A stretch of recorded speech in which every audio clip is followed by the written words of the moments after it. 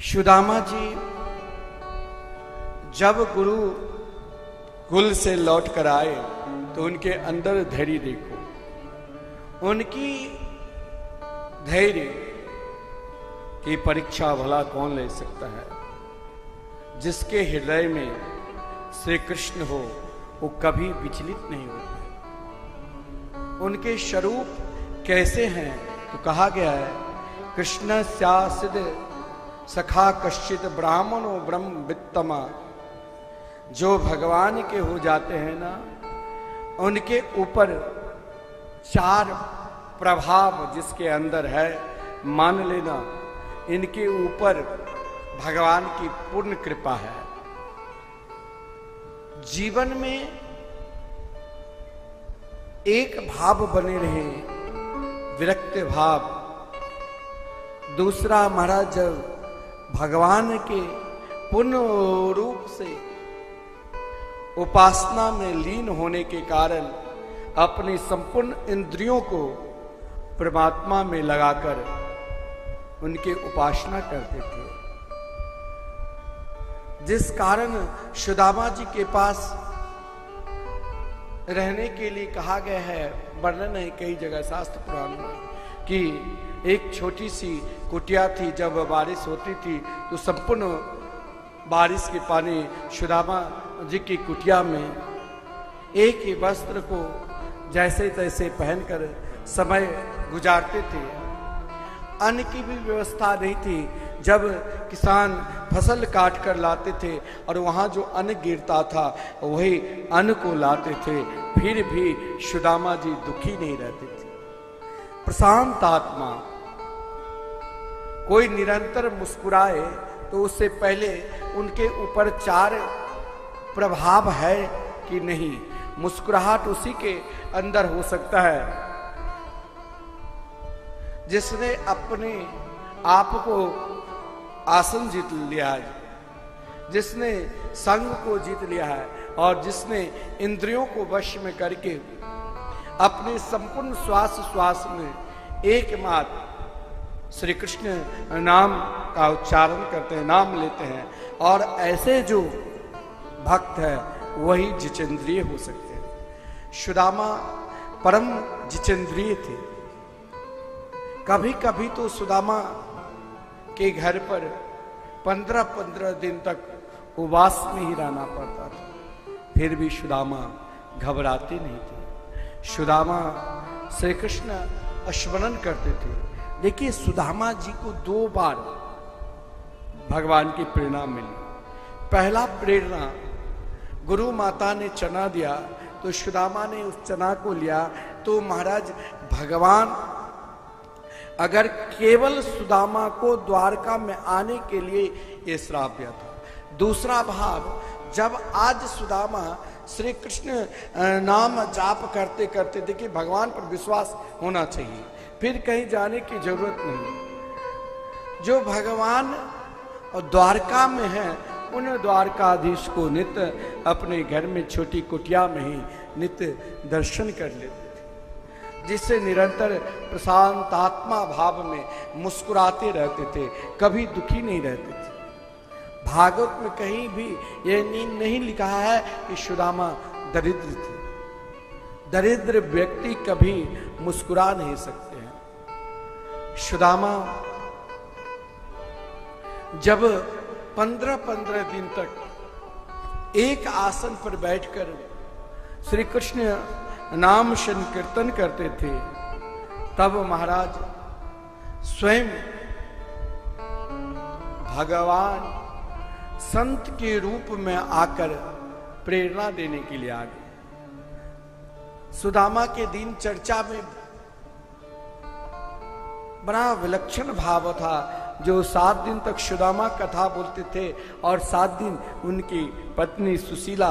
लेकिन आज जब सुशीला गोमती में स्नान करने के लिए जा रही है, उसी समय भगवान स्वयं संत के रूप में आकर द्वारकाधीश और बार बार सुशीला जी से प्रेरणा दे रही है। जिनके मित्र स्वयं द्वारकाधीश उसे एक बार भी मिलने के लिए भी भाव नहीं जागृत होते हैं सुदामा जी के।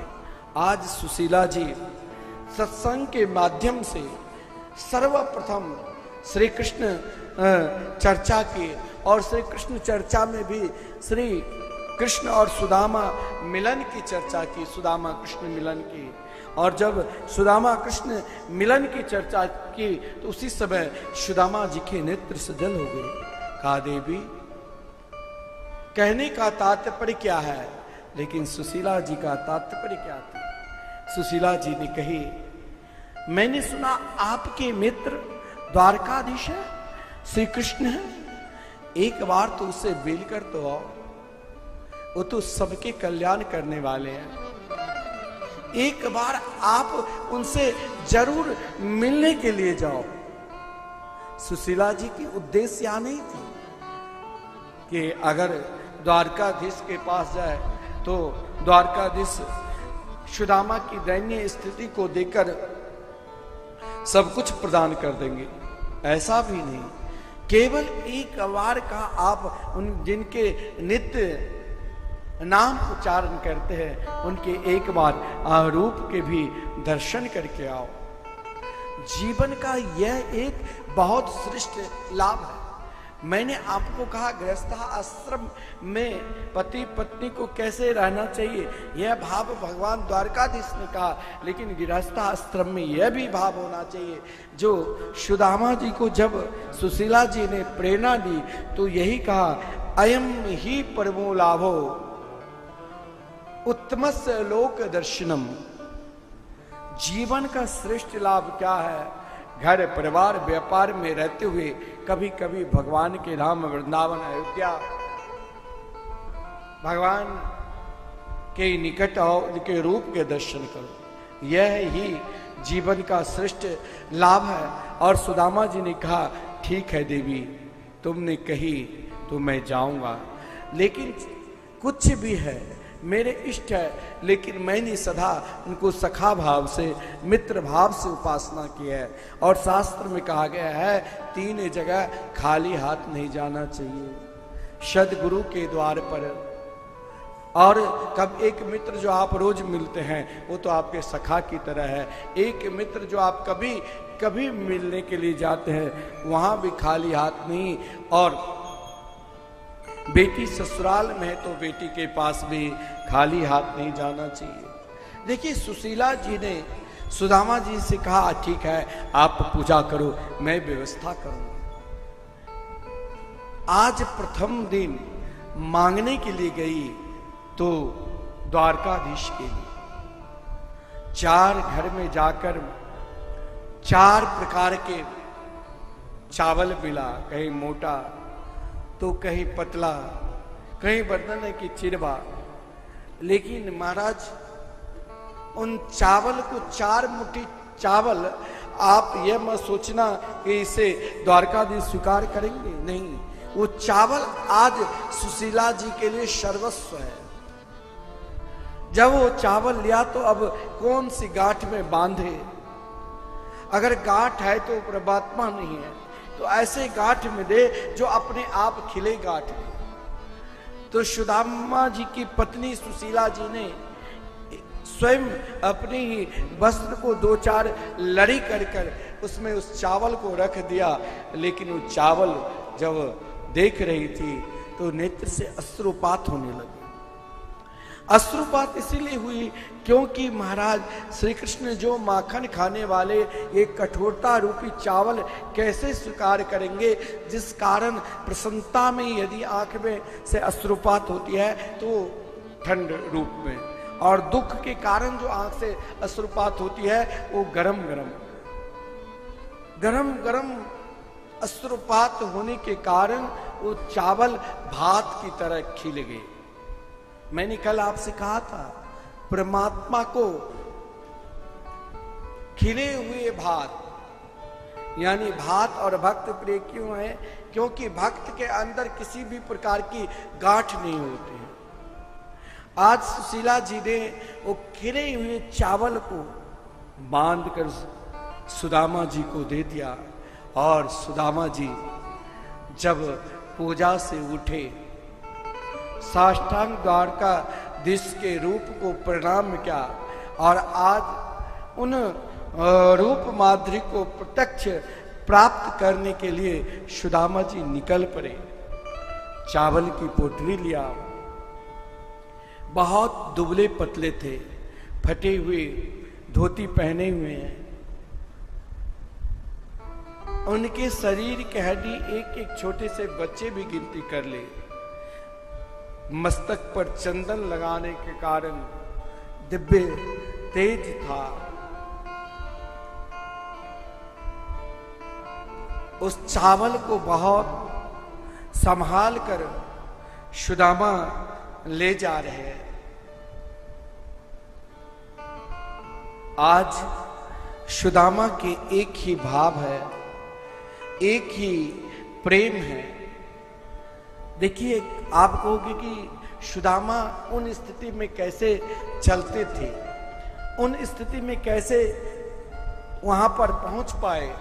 पैर में बेमैया फटी हुई थी, बहुत दुखी अवस्था में। लेकिन महाराज, जिसके जीवन में कन्हैया है ना, वो दुख को भूल जाते हैं। हमारे रसिक जन भाव देते हैं, लखी जिन लाल की मुस्कान। एक बार आपने उस रूप माधुरी के रसास्वादन करने के लिए आगे बढ़ोगे ना, तो वहां फिर कोई नियम में आप बंधे नहीं रहोगे। सुदामा मार्ग में जा रहे हैं, कभी भूख लगती है, कभी प्यास लगती है, कभी स्वयं को उदास होकर गिर पड़ते थे। जब गिरते, भक्त को भगवान कभी गिरने नहीं देते। जब गिरते तो भगवान स्वयं उठाकर मार्ग दिखाने लग जाते। और यही है प्रभु के रूप। आपको किस रूप में, कहां पर, किस घड़ी मिल जाए, ये तो भगवान जानते हैं, या जो उनके मार्ग पर चलते हैं वही जान सकते हैं। और वही इस संसार रूपी सागर से आपको उस पार कर सकते हैं। केवल हृदय में बैठाना है अपने उन स्वरूप को, जिनको देखकर महाराज शरीर की भी सुध न रहे। सुदामा जी जब मार्ग में जा रहे थे ना, तो एक ही भाव क्या है? श्री कृष्ण मिलन की इच्छा क्या है? श्री कृष्ण मिलन की। समर्पित क्या है? श्री कृष्ण मिलन की। और महाराज यही भाव, इच्छा लेकर जब सुदामा जी पहुंचे, आसानी से मार्ग में नाना प्रकार के विघ्न, बाधा को किनार करते हुए, बीच बीच में छोटी छोटी नदी भी पड़ी, फिर भी उनको किनार करते हुए, अपने थकान को छोड़ते हुए जीवन के श्री कृष्ण चरणारविंद में इस प्रकार लगा दिया, जो सीधे द्वारका में पहुंच गए। और द्वारका में जाकर द्वारपालों ने जब सूचना दी, तो भगवान भक्त के लिए अपनी संपूर्ण भगवत्ता को त्याग कर दौड़ते हुए, भागते हुए, केवल महाराज द्वारपाल ने संबोधन किया कि महाराज, आज तक ऐसे विलक्षण ब्राह्मण देव मैंने प्रथम बार देखा। और वो अपना नाम सुदामा बता। सो अक्षर सुनते ही भगवान दौड़ते हुए सुदामा के पास गए। और जब सुदामा के पास गए, तो पहले सुदामा को हृदय से लगाया। सुदामा को हृदय से लगाते ही सुदामा के शरीर के हड्डी भगवान के शरीर में चुभे। भगवान के उसी समय नेत्र से अश्रुपात गिरे, जिस कारण सुदामा को मानो अपने अश्रुपात के द्वारा भगवान ने अभिषेक किया। आज सुदामा को भगवान ने सर्वप्रथम अपने गला से वैजयंती के माला निकालकर सुदामा जी को गले में पहना दिया। मानो आज सुदामा को भक्ति के संपूर्ण रस भगवान ने प्रदान कर दिया। लेकिन भगवान ने सुदामा जी को अपने बराबर आसन पर बैठाया। स्वयं लक्ष्मी जी खड़ी हो गई थी और भगवान ने सुदामा जी को चरण धोए। इतना ही नहीं,